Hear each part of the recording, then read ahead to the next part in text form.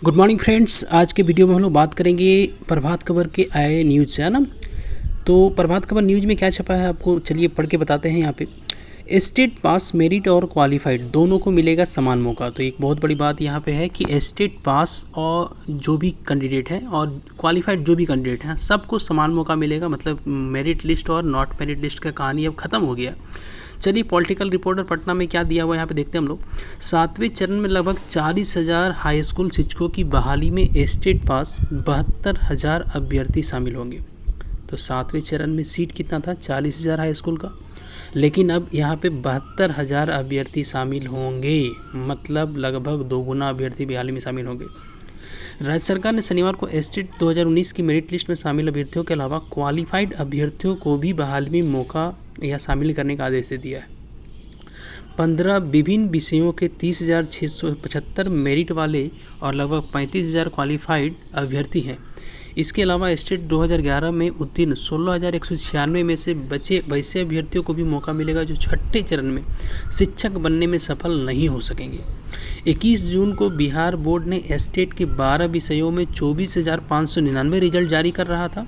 इन सब की नौकरी पक्की है, लेकिन सरकार के ताज़ा आदेश से इसकी नौकरी पक्की नहीं रह गई। तो अब यहाँ पे जिसने सरकार बोला था कि नौकरी इनकी पक्की है, अब वो पक्की नहीं रह गई। इसमें क्या हो गया तो उस चीज़ को देखते हैं हम लोग। स्टेट 19 के सफल सभी अभ्यर्थियों को समान मौका मिलेगा।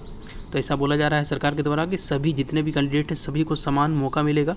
स्टेट 2011 में उत्तीर्ण अभ्यर्थी जिनके प्रमाण पत्र की मान्यता जून 2021 में समाप्त हो रही थी, है ना, इनकी पात्रता उम्र भर के लिए कर दी गई है। आगामी शिक्षक नियुक्ति प्रक्रिया में ये भी पात्र होंगे। तो ऐसा रिपोर्ट आ रहा है।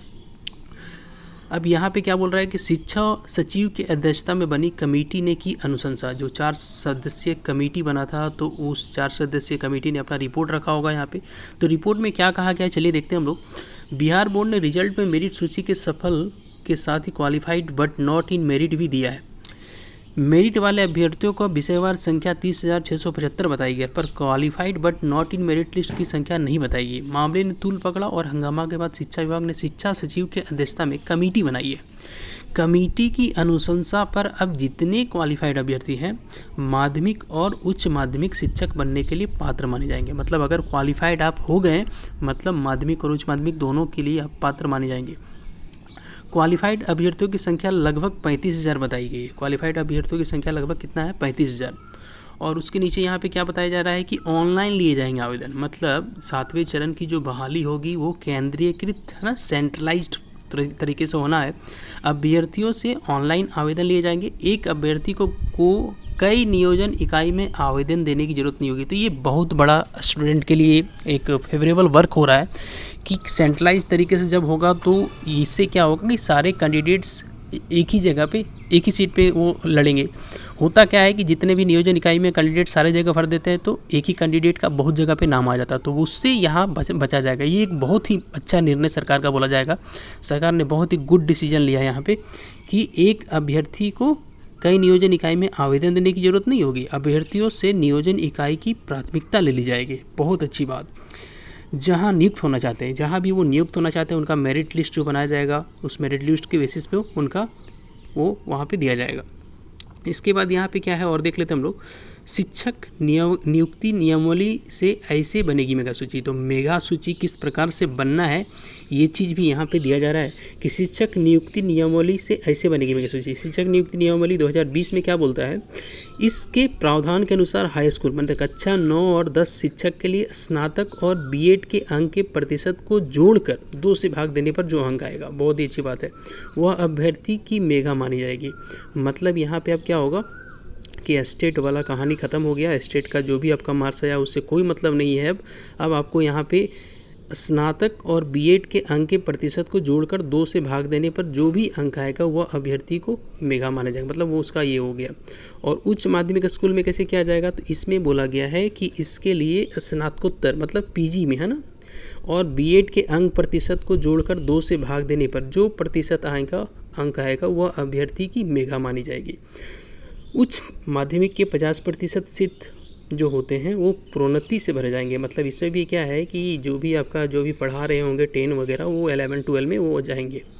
अतिथि अंक को 5 अंकों का वेटेज, और उच्च माध्यमिक स्कूलों में जो अतिथि शिक्षक के रूप में कार्य कर चुके हैं उनको 5 अंक का वेटेज मिलेगा। भूतपूर्व सैनिक की विधवा को मेगा अंक में 10 अंकों का अतिरिक्त वेटेज मिलेगा। तो ये कहीं ना कहीं एक बहुत बड़ा न्यूज़ है। हालांकि स्टेट वाले यहाँ कैंडिडेट के लिए थोड़ा सा यहाँ पे दिक्कत होगा। स्टेट कैंडिडेट का जो भी आपका मार्क्स आया था अब उस बेसिस पे नहीं होना है। मेगा सूची जो बनना है अब आपका जो भी आपका ग्रेजुएशन और बीएड में जो मार्क्स है उस बेसिस पे आपके टीजीटी के लिए होगा, और पीजीटी के लिए आपका पीजी और बीएड के मार्क्स को जोड़ करके 2 से भाग दिया जाएगा। और अगर आप अतिथि शिक्षक के रूप में कार्य कर चुके हैं, अगर आप आपके पास वो सर्टिफिकेट है, तो आपको 5 अंक का अधिक वेटेज दिया जाएगा, जो कि बहुत बड़ी बात है। स्टेट मेरिट लिस्ट की जांच के लिए हाई कोर्ट जाएगा टेट शिक्षक संघ। तो यहाँ पे स्टेट जो जितने भी मेरिट लिस्ट की जांच करवाने के लिए टेट के एक शिक्षक संघ जो है वो बोल रहे हैं कि हम लोग कहाँ जाएंगे, हाई कोर्ट की ओर जाएंगे। क्या लिखा गया है देख लेते हैं हम लोग। स्टेट पास अभ्यर्थियों की मेगा सूची जारी करने में धांधली की जांच को मांग को लेकर टेट शिक्षक संघ हाईकोर्ट में केस करेगा, और माध्यमिक एवं उच्च माध्यमिक शिक्षक सेवा नियमावली है ना 2020 के आधार पर नियोजन की प्रक्रिया पूरी करने की मांग करेगा। संघ के प्रदेश संयोजक अमित विक्रम ने कहा है कि बिहार बोर्ड ने अधिकार क्षेत्र से बाहर जाकर मेगा सूची निकाला है, जबकि इसे जारी करने का अधिकार नियोजन इकाइयों का है। जो सफल थे उन्हें लिस्ट से बाहर कर दिया गया। तो मेरिट लिस्ट यहाँ पे स्टेट मेरिट लिस्ट की जांच के लिए हाईकोर्ट जाएगा टेट शिक्षक संघ, ऐसा बताया जा रहा है। तो ये एक बहुत बड़ी खबर है कि स्टेट पास मेरिट और क्वालिफाइड दोनों को मिलेगा अब समान मौका। तो बहुत ही अच्छी खबर है। लेकिन यहाँ पे आपका स्टेट का जितना भी मार्क्स था वो सारे मार्क्स को हटा दिया गया है।